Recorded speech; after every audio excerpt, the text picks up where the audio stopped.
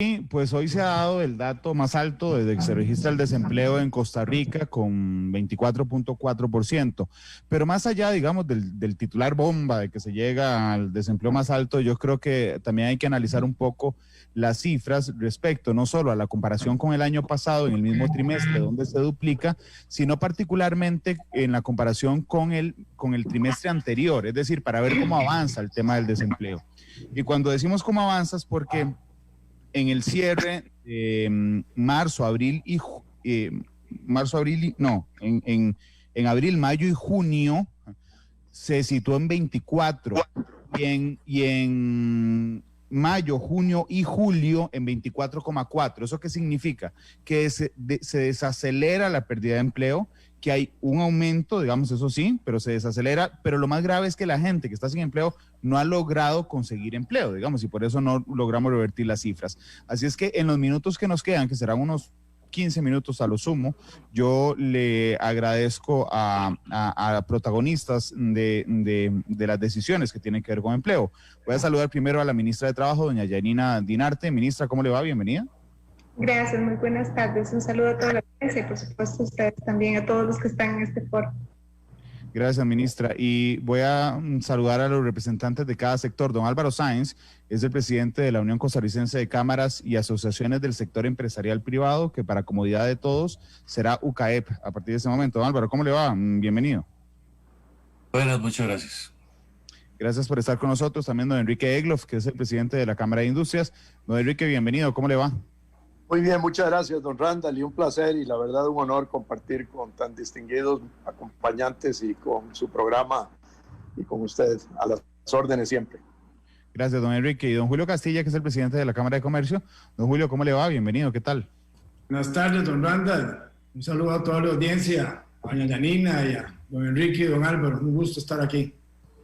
Gracias. Ministra, el dato es tenebroso, digamos, indudablemente. Pero ¿cuál es el análisis que usted hace después de recibir? Entiendo que el gobierno lo recibe 24 horas antes, pero después de conocer este dato que brinda hoy el INEC del 24.4% de desempleo y el 24% de subempleo, que no quiero dejarlo de lado, ministra. Muchas gracias, Randall. Sí, efectivamente son cifras que son preocupantes y por supuesto, más que ver los porcentajes, vemos el número de personas afectadas y esto significa una realidad muy dura para los hogares en nuestro país, que por supuesto la falta de empleo también se traduce en restricciones importantes de recursos, en muchos casos la pérdida completa de los recursos para poder atender las necesidades fundamentales de un hogar. Entonces es una realidad que la dimensionamos desde esa perspectiva, de la perspectiva de las personas, y nos convoca claramente a tomar acciones, a seguir tomando acciones en la ruta de generar condiciones todavía más favorables para que las empresas puedan ir avanzando en la reactivación económica y claramente también para que las personas recuperen el empleo. Pero son datos, la encuesta como tal, que no pueden analizarse de forma exclusiva, tienen que contrastarse con otras herramientas que también son importantes. Por un lado, hay que contemplar un elemento que ya de por sí advierte este trimestre móvil y es el ejercicio que el INEC ha venido incorporando, que es básicamente el de tomar la referencia de cuántas personas tienen incidencia laboral, ¿verdad? Y estamos hablando ya aquí de por sí que este número del desempleo tiene que ponerse en la dimensión de que hay 1.300.000 personas que están señalando que tienen incidencia laboral. Esto además tiene una característica, no es solo las personas que tienen un empleo formal, sino que también hay personas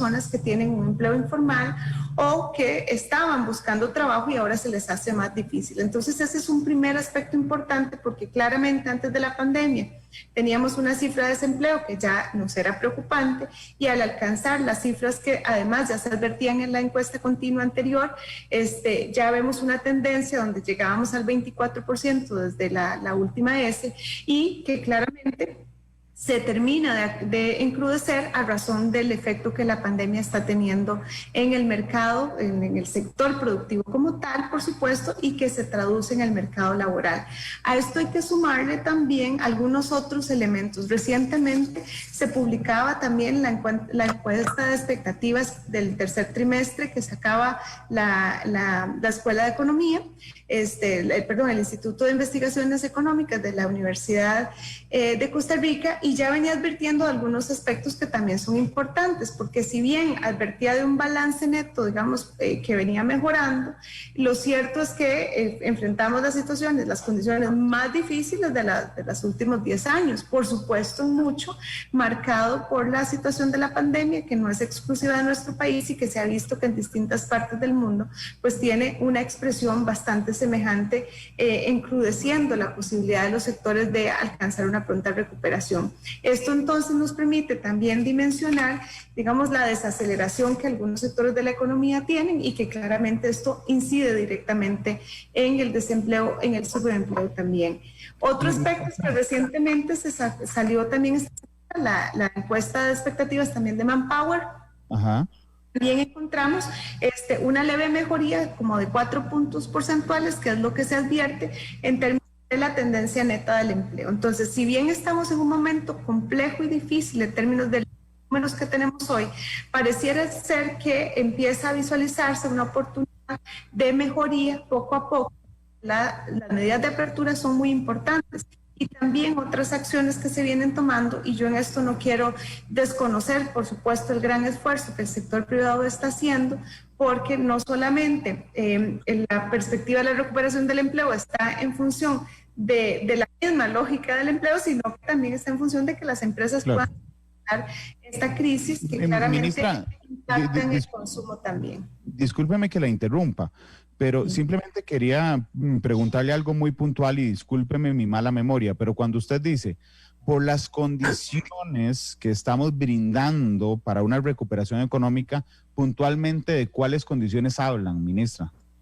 Sí, por ejemplo, desde las decisiones que se tomaron en primera instancia para evitar la destrucción de puestos de trabajo, que esto ha sido muy importante, ya ustedes saben que el tema, y creo que la misma encuesta del INEGO, no recuerdo si es la de expectativas empresariales, revelaba cuántas empresas habían aplicado reducción de jornada y suspensión de contratos, y era una proporción bastante significativa. Creo que incluso se hablaba en aquel momento, no recuerdo si de un 60 o un 80% de empresas, ya les voy a decir, un 66% de las empresas aplicaron, por ejemplo, ajustes en la jornada de los trabajadores. Esta es una primera decisión que se tomó muy rápidamente y favorable. Ahora bien, hay otras decisiones que se han venido tomando, más desde la lógica de la parte económica, que ha tenido que ver con el tema de tasas de interés, que ha tenido que ver con el tema de créditos, y por supuesto también con esfuerzos que se vienen haciendo de parte de los actores, digamos, del grupo económico del gobierno para favorecer algunas facilitaciones que se están visualizando, especialmente en el tema de avales. Hoy, en las próximas, espero yo que en la próxima hora, el gobierno va a hacer un anuncio que también me parece que es importante, siempre en esta lógica de facilitar el acceso al financiamiento, que es importante para que las empresas puedan tener recuperación. Y así otras acciones que ya hemos mencionado previamente y que son realmente muy importantes, que se vienen haciendo desde el Ministerio de Economía o desde el Ministerio de Comercio Exterior y que son importantes no solo en términos de la simplificación de trámites, sino de la facilitación de negocios. Bueno, vamos a esperar ese anuncio. Don Álvaro, ¿usted cómo lo ve desde la Unión de Cámaras? ¿Comparte la lectura que hace la ministra Dinarte? Pero seamos muy pragmáticos porque el tiempo también es apremiante. Vea, la desaceleración económica, el desempleo tiene dos causas. No es la pandemia. Una es la parte externa de cierre de los mercados y la otra es la parte, los continuos martillazos que el gobierno de la República le ha dado a la actividad económica y nos ha obligado a quitar gente, a acelerar económicamente la actividad, a cerrar empresas. Pueden aducir que por la pandemia. Bueno, cuando en Semana Santa teníamos 10, 15 casos por día, hicieron un martillazo inmenso. Ahora hay 1.300 y está abierto. Entonces, ¿cuál es la lógica de eso? Yo creo que nosotros íbamos recomendando lo que es hacer un cierre, un martillazo inicial, bien, para dar tiempo a la recuperación hospitalaria, pero no hacer y al establecimiento de protocolos, a las normas de higiene, ver el distanciamiento social, pero no puede, siguieron martillando la economía. La causa grande es los continuos martillazos de la economía. Primero las causas. Las consecuencias, ¿cuál es? Un inmenso déficit fiscal, porque la economía antes de acelerarse, pues dejamos de pagar impuestos. Es que no se puede. ¿Y qué es lo que causa ese tema? El déficit fiscal inmenso. Vea, lo que viene con el FMI no solamente será muy duro, es muy grave y un impacto impresionante en la estructura del gobierno, porque el compromiso económico va a ser enorme, ya lo verán. Eso es lo que está pasando. Entonces, ahora tenemos un desempleo de 24%. Ya lo habíamos dicho, yo creo que estamos ya en el máximo, no va a haber más desempleo, no creo que crezca más. Va a haber una lenta recuperación, pero una resucitación, pero lenta, ¿verdad? Pero entendamos que las consecuencias del déficit no va a ser lenta la recuperación y eso va a causar más pobreza. El déficit causa directamente pobreza y desempleo en el país. Y finalmente, ¿qué podemos hacer? Podemos movernos rápidamente con la ley de jornadas excepcionales, rápidamente, para que la gente pueda trabajar. Podemos hacer una serie de facilitaciones como la amnistía en la Caja de Seguro Social para que las micros y pequeñas se legalicen. Y lo de los bancos, y con esto termino hablando, los bancos que dicen mucho que los bancos le prestan a las empresas viables, porque no van a perder la plata. Entonces, una empresa que no es viable, que está cerrada, que no puede producir, usted no tiene flujo de caja, el banco no le va a poder prestar. Entonces, poner crédito disponible es poco. Lo único que acelera la economía es la empresa privada. El gobierno no puede reactivar la economía y tienen que dejarnos hacerlo, ¿verdad? Ya con las normas sanitarias en lugar. Don Julio, desde la Cámara de Comercio, ¿cómo ve esta tan apremiante situación y con quién comparte la visión? ¿Con don Álvaro, con doña Yanina, don Julio? Bueno, buenas tardes. A ver, lo esperábamos. Tenemos que recordar que en el mes de julio estuvimos 3 semanas martillados, que fue lo que provocó el gran roce con el gobierno, porque estuvimos prácticamente desde el 11 hasta el 31 de julio martillados y como que solicitamos una reunión de emergencia al señor presidente y él nos la dio el 6 de agosto y ahí fue donde mediante el diálogo iniciamos estas reaperturas tan necesarias. Coincido en el sentido de que ya no podemos volver a los martillazos. Yo creo que ya inclusive el creador del famoso baile del martillo se dio cuenta que ya no es el momento. Ahora necesitamos tener una reapertura solidaria y responsable.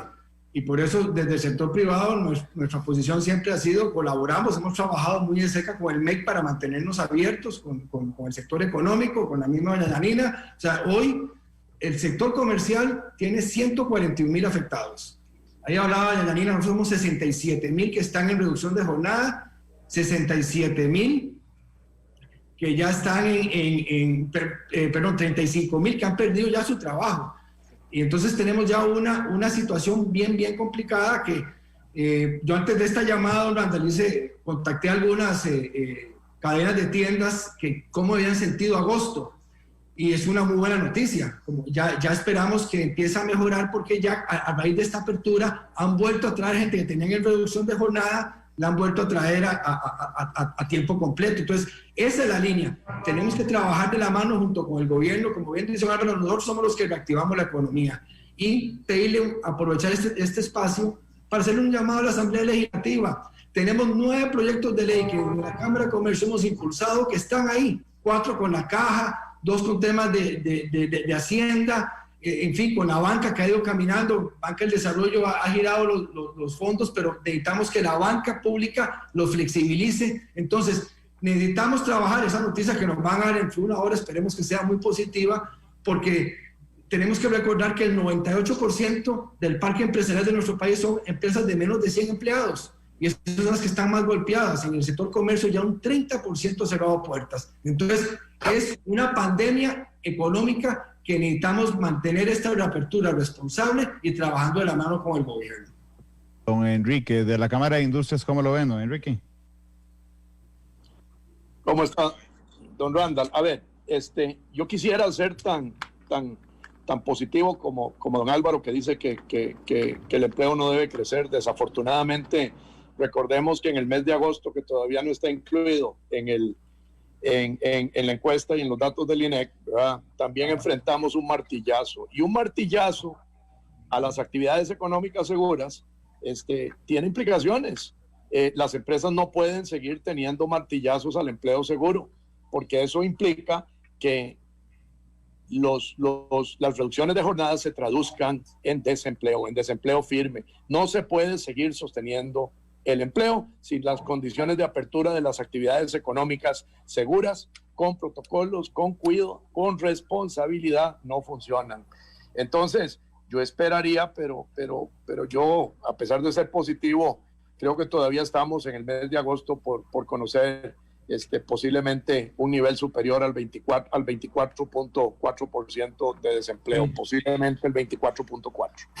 Ahora, en esa línea, yo creo que hay que entender que aquí lo que los costarricenses quieren, y lo han dicho a través de las encuestas que se han hecho, es oportunidades de empleo y empleo y más empleo. Prioridad 1, prioridad 2, prioridad 3. Las medidas paliativas, ¿verdad? Como el bono proteger y todos los esfuerzos que se hicieron, fueron importantes, pero primero no son sostenibles, y segundo, aquí lo que necesitamos y lo que los costarricenses, jóvenes, mujeres y hombres necesitan es más empleo y más empleo. Ahora, en esa línea, a mí me parece importante señalar que también, como lo señalaba la ministra Dinarte, el subempleo creció significativamente. Solamente contra el trimestre anterior versus el trimestre actual, el subempleo creció de un 20.2% a un 24.6%, que es muy importante.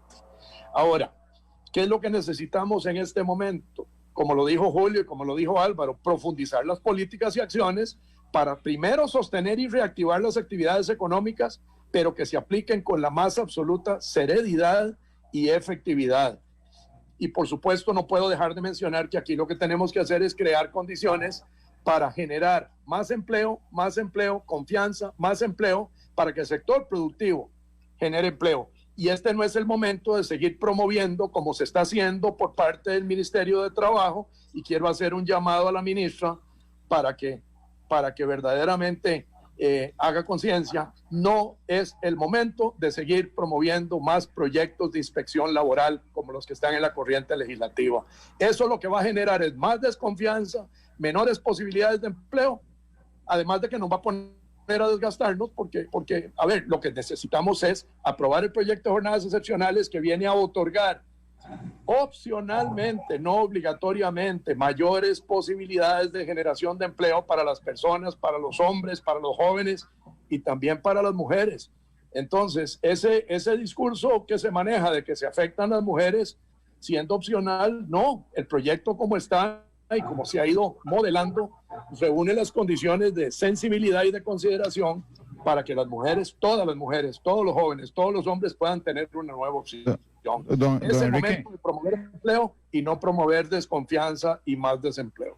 Ok, ya se cumplió el horario en que tengo que terminar la entrevista, pero necesito una cosa y se las iba a plantear. Yo puedo darle un minuto a cada uno, porque han quedado cosas, digamos, en el aire. Entonces voy a darles el minuto de vuelta, empezando por don Enrique, don Julio, don Álvaro y doña Yanina, pero necesito que sea el minuto para que todo lo podamos hablar. Así es que, don Enrique, como si estuviéramos en debate electoral, ¿usted confía en las medidas que está tomando el Poder Ejecutivo? Porque es que también me parece que hay un problema de confianza después del tema de los martillazos. Don Enrique, tiene un minuto. Mire, yo creo que hemos logrado hacer entender, y el mismo presidente de la República claramente habló de un balance entre la salud de la economía y la salud física de las personas. No podemos volver a cierres de las actividades económicas que son importantes para el sostenimiento de la economía, para el sostenimiento de las finanzas públicas, para la generación de empleo y para la preservación de las actividades económicas. Es urgente ya también flexibilizar el comercio regional para que podamos, con control, no donde no existe contagio, volver a una mayor flexibilidad, que haya que el comercio regional fluya. Hemos hecho propuestas que están en la mesa y que las tiene el Consejo Económico para tratarlas con las autoridades de salud. No podemos volver a tener conflictos y cierres a nuestro comercio interregional, intrarregional, porque dependen las materias primas y dependen las exportaciones también. Tenemos que hacer fluir el comercio regional y tenemos que, como decían, trabajar con responsabilidad, protegiendo el empleo, por supuesto, con responsabilidad de las cámaras y las empresas para ayudar. Okay. Gracias, don Enrique. Don Julio, un minuto. Sí. Respecto al trabajo del Ejecutivo, particularmente. Adelante. Sí, yo en la Cámara de Comercio hemos hablado diálogo y más diálogo. tenemos que trabajar y salir adelante en conjunto. No el sector privado por un lado y el sector público por el otro. Y no nos sentimos escuchados hasta el 6 de agosto, donde tuvimos esa reunión con el señor presidente y llegamos a acuerdos. Y él nos cumplió que iba a haber más apertura y hemos continuado con esa apertura. Ahora nos toca trabajar de la mano porque los contagios no están en los comercios, no están en las industrias, están fuera. Entonces estamos buscando junto con el gobierno soluciones, cómo vamos a ir a esos focos de infección, a esos lugares, a seguir concientizando a la ciudadanía que hay que portarse bien. Entonces, esa es la línea que tenemos que seguir y no tener sorpresas, don Randall.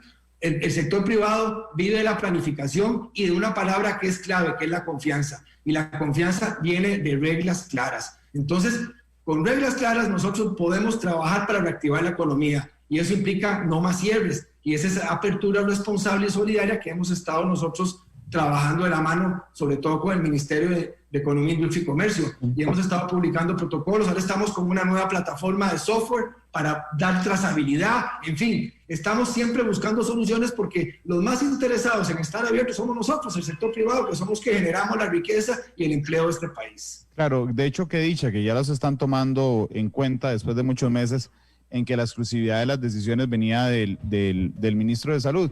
Don Álvaro, un minuto. Gracias. Por supuesto, estoy de acuerdo 100% con lo que dijo don Enrique y don Julio. Vea, nosotros tenemos que entender una cosa. Costa Rica salió de un 7% de déficit fiscal, de un 12% de desempleo y un 60% de deuda sobre PIB. Así empezó esta pandemia.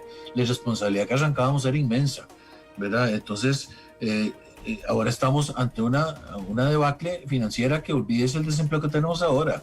Lo que viene es muy serio, mucho más serio. El Estado costarricense ha hecho cero sacrificio. Cero disminución de gastos, contuvieron el aumento.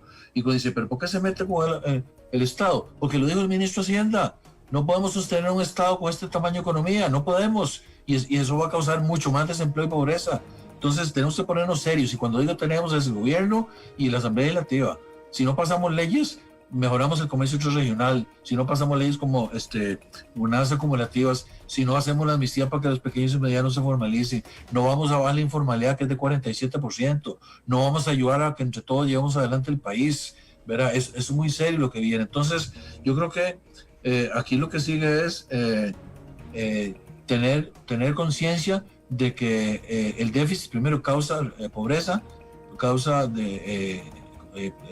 informalidad, causa desempleo y tenemos que enfrentarlo rápido para poder sacar adelante al país, porque la pandemia no es para siempre, Randall, la pandemia se acaba, ahorita viene la vacuna, 6 meses, 8 meses, entonces tenemos que tener un hospital de empresas, no un cementerio de microempresas que todo el mundo quedó tendido en el camino, y eso es lo importante. Ministra, un minuto. Gracias, don Randall. Bueno, yo creo que un punto fundamental para concluir esto es recordar que la protección y la seguridad, el cuidado de la vida de las personas es fundamental y encontrar un balance entre la salud de las personas y la economía es un desafío importante que tenemos como sociedad. Coincido completamente en que el diálogo es necesario y el encuentro de visiones es fundamental para que podamos avanzar en esta nueva etapa en la que nos encontramos de apertura. Una fase de apertura que implica una oportunidad y un desafío, no solo por la aplicación de los protocolos, sino por supuesto también porque es escala, no solo a lo que pasa en el centro de trabajo, sino a lo que pasa alrededor en la vida de las personas y cómo eso pues también puede generar riesgos a la continuidad de negocios. Los protocolos son fundamentales, su correcta aplicación es vital y por eso nosotros incluso el día de ayer en un espacio tripartita donde también participa claramente el sector privado y el sector sindical, se aprobó un esfuerzo que también vamos a poner a disposición para poder implementar los protocolos en una forma mucho más sencilla, automatizada, que sea una herramienta fácil para las empresas, también aglutinando muchos esfuerzos que se vienen haciendo. Estamos claros que el sector privado es el que puede potenciar esta reactivación económica y generar y recuperar los puestos de trabajo. También creemos que el Estado tiene un rol fundamental para facilitar esto y claramente nunca puede descuidar su rol de contribuir y por supuesto hacer toda la labor para cuidar la salud de las personas. Y con respecto al último comentario que hacía don Enrique sobre la inspección, es importante decirlo, todo lo contrario, don Enrique, podemos generar desconfianza y así lo hemos externado a la UCAEP en distintas ocasiones. Queremos una reforma a la inspección laboral más bien para cambiar el paradigma y poder implementar mecanismos preventivos para acompañar a las empresas. Yo creo que las empresas tenemos que acompañarlas porque definitivamente como ministra de Trabajo estoy convencida que es a través de las empresas que vamos a poder cuidar el empleo. Y entonces como tenemos que efectivamente velar por los derechos de las personas trabajadoras, también tenemos que velar porque ese cuidado y esa protección de los derechos se haga con la facilitación a las empresas para que las empresas puedan cumplir. Sabemos que sus obligaciones de cumplimiento las conocen muy bien, sabemos que tienen requerimientos incluso de los mercados internacionales y por supuesto de sus consumidores de tener un comportamiento responsable y eso es lo que queremos facilitar, no perseguirles y sino más bien todo lo contrario, guiarles y facilitarles en la ruta de cumplimiento. Ministra, muchas gracias, don Álvaro, muchas gracias, don Julio, muchas gracias, don Enrique, muchas gracias y gracias a los compañeros de Escenario Deportivo que me cedieron 10 minutos para terminarlos de escuchar. Nosotros llegamos al final de la segunda emisión de Noticia Monumental. Gracias por acompañarnos.